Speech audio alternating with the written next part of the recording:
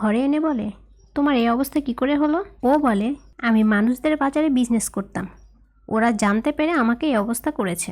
আয়া বলে, তুমি তুষান রাজ্যে থাকতে পারো। আয়ার এমন বিহেভ দেখে ফক্স স্প্রিট মুগ্ধ হয়ে যায়। আয়ার নাম জানতে চাইলে ও বলে, আমার কোনো নাম নেই। আয়া তখন ওর একটা নাম দেয়, জুজুয়া। জুজুয়ার নিজের নাম আর আয়া দুজনকেই বেশ পছন্দ হয়। এদিকে ইউচু তার বাবা মার কথা ভাবছিল আর ইমোশনাল হয়ে যায়। বলে, খুব দ্রুত আমাকে মানুষদের মধ্যে ফিরতে হবে, বাবা মার মৃত্যুর প্রতিশোধ নিতে হবে। এরপর ইউচু হংহংকে বলে, ফেরি লেডি, তুমি অনেক কাজ করো, ছোট ছোট কাজ তো অন্যকে দিয়েও করাতে পারো। হংহং বলে, আমার জন্য তোমার দরদ উতলে উঠছে কেন?